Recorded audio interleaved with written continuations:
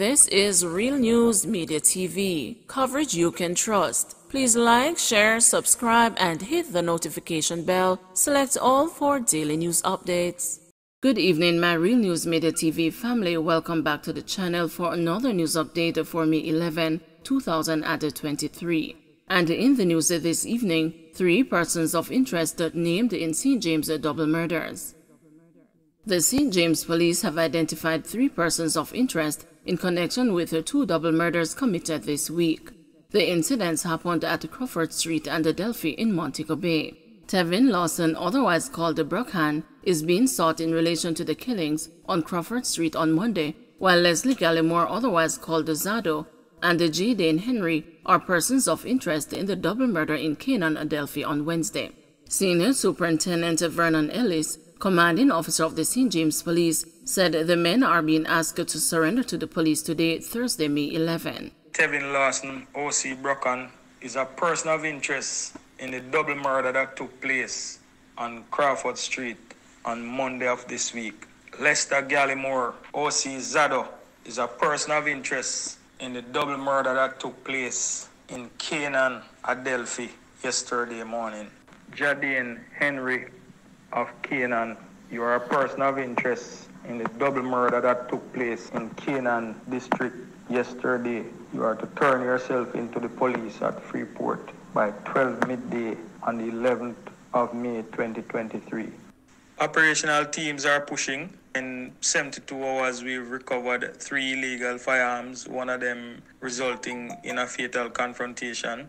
Even though we are seeing a 40% reduction across the board for major crimes, we're still not satisfied with the incidence of murders. The parish itself, we've seen 34 less persons being killed since the start of the year. We've seen 31 less persons being shot since the start of the year. However, we want to see the incidence of both murders and shooting continue to go down in the direction that it's going. We are asking the citizens to continue to support us. Suspected robber shot and injured on Olympic Way. A suspected robber was shot and injured by the police in the vicinity of Dew Point Primary on Olympic Way in Kingston on Thursday morning. Reports are that 2 men tried to rob a wholesale when they were challenged by a police officer in the vicinity. The men then allegedly fired at the police, who returned the fire, hitting one of the robbers. The other escaped.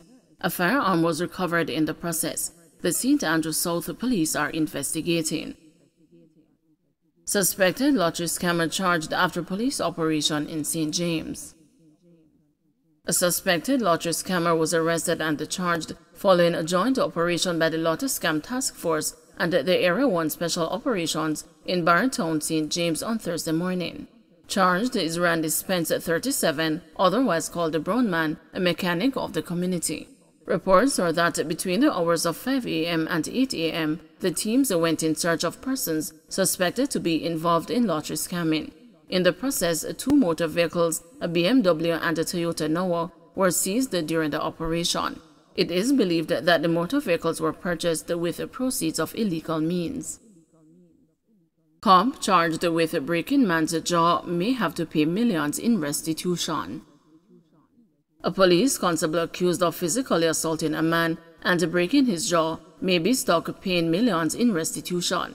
Malron Morris, charged with assault occasioning actual bodily harm, allegedly punched the man in his face and breaking his jaw, the Kingston and the St. Andrew Parish Court was told Tuesday. The allegations are that on June 10, 2022, Morris was on duty at the Halfway Tree Transport Center in St. Andrew when he stopped the complainant and his friend and requested a search. However, nothing illegal was found. A short while after, the complainant and his friend were reportedly seen talking to a group of schoolgirls. It is alleged that Morris came and brought his friend towards a small room that is always occupied by police officers. But out of concern for his friend, the complainant said he followed closely behind. It was said that Morris later exited the room with a metal baton, told the complainant to enter the room and questioned him. The constable then allegedly used the baton to hit him on the left foot, then punched the man several times in the face and the chin, breaking his jaw. The incident was reported to the Independent Commission of Investigations, and Morris was later arrested and charged. During the proceedings, Morris's defense attorney said his client is willing to pay restitution, and to be fair, we would have to start a figure of at least $500,000, but the man declined this offer and said he would like at least $2 million. The matter was stood down for about 2 hours, in which the attorney had a mature discussion with his client. When the matter was called again, the lawyer said they would be willing to pay the $2 million. However, the matter was nowhere near being mediated because shortly after, the complainant's mother told the senior parish judge Lauren Cole Montague that she would like more than the $2 million since her son's treatment is still not completed.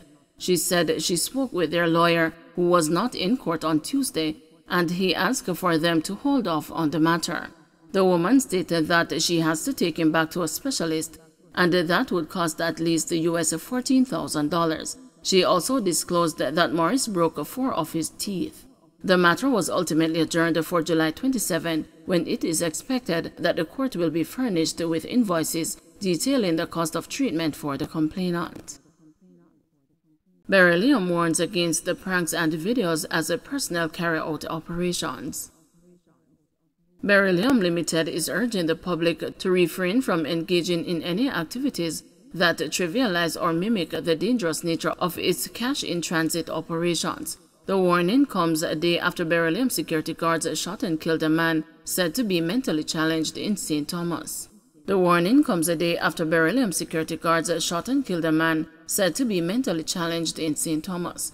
The deceased 36-year-old Kenrick Bloomfield of Johnstown was shot after he pointed an object at the guards who were in the area servicing an automated teller machine. The object turned out to be a toy gun. Initiating pranks that simulate these high-risk situations can create panic, confusion, and potentially lead to unnecessary harm or tragic consequences, Beryllium said in a statement. The company also shared concerns with what it said is the increasing trend of photographing or taking videos of cash-in-transit operations for social media dissemination by the public, stating that it compromises the high-risk nature of the business as there are dangers associated with such actions. Our priority is to protect both our employees and the public from such dangerous situations. We encourage everyone to be respectful and considerate of the high-risk nature of CIT operations. Instead of capturing photographs or videos, we kindly request that you offer your support and understanding from a safe distance, it further stated. Manager of UK charity group among 2 Brits held for drugs at the Saxor International Airport, says cops. The manager of a UK charity organization was one of 2 British residents allegedly held with illegal drugs in separate incidents at the Saxor International Airport in Montego Bay, St. James yesterday. The woman, who lives in London, England, was detained after 2.5 pounds of cocaine was allegedly found in a box of patties she had.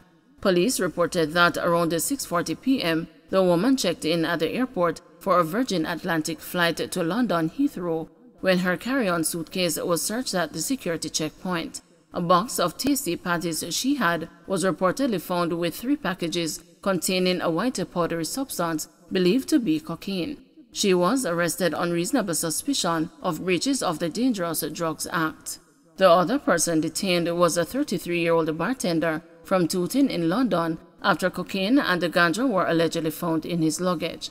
Police said around 1:20 p.m., narcotics officers were conducting security checks on a TUI flight to Birmingham, England, when the bartender's luggage was searched.